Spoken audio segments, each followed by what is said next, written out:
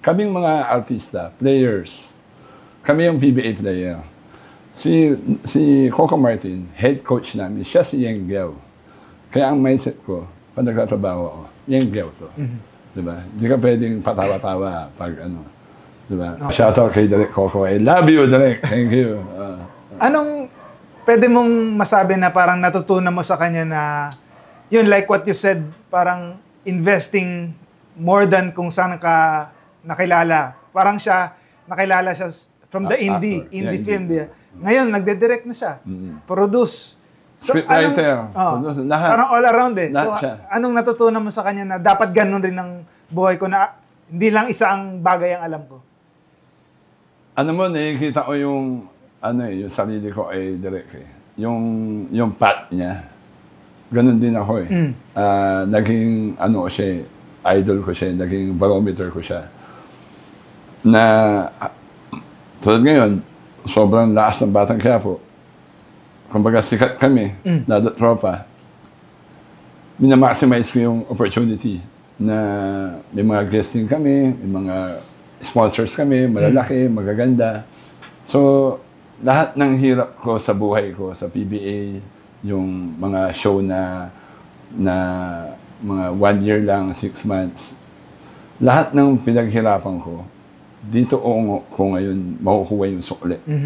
So, habang mainit yung sabaw, minamaximize ko. Ganun siya ang turo sa amin. Tsaka, alam ko rin na saan nakakita na show na every MWF may taping ka. Grabe, no? Diba? Sa buong buhay mo. Diba?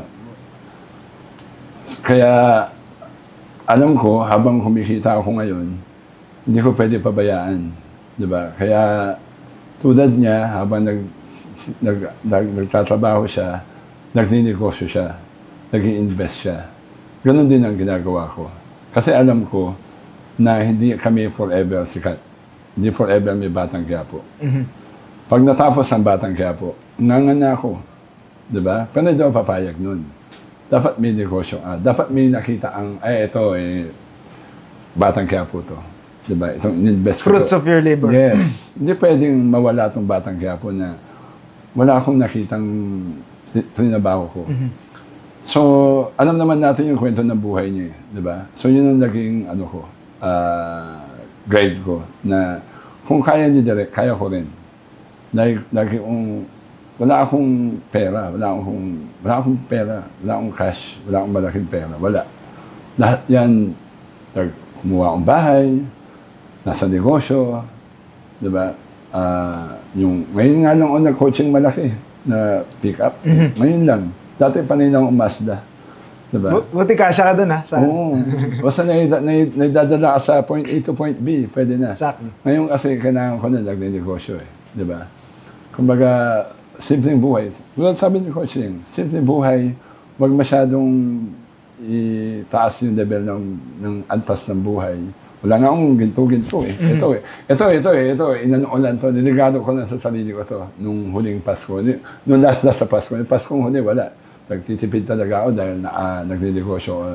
So, dahil naghahanda ako na padating ng araw, wala ng Batang Quiapo. Hindi na kami sikat, hindi na kami in demand. At least, meron akong bahay, sarili, may negosyo ako. Natulad niya na pagkatapos niya ng Batang Quiapo, probinsyano, may negosyo siya, maganda ng bahay niya, may mga kotse siya, di ba?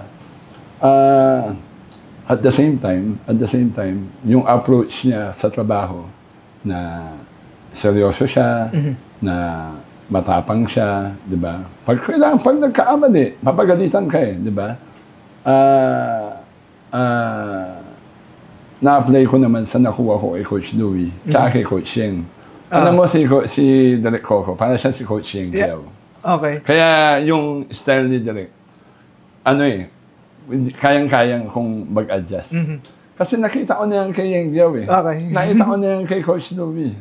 Diba? Hindi naman kami binumura niyan. Hindi kami binumura niyan. Ano lang, pagalitan ka. Yan, may nakita niya yung body language mo, tamad-tamad ka, o may mali kang ginawa. Diba?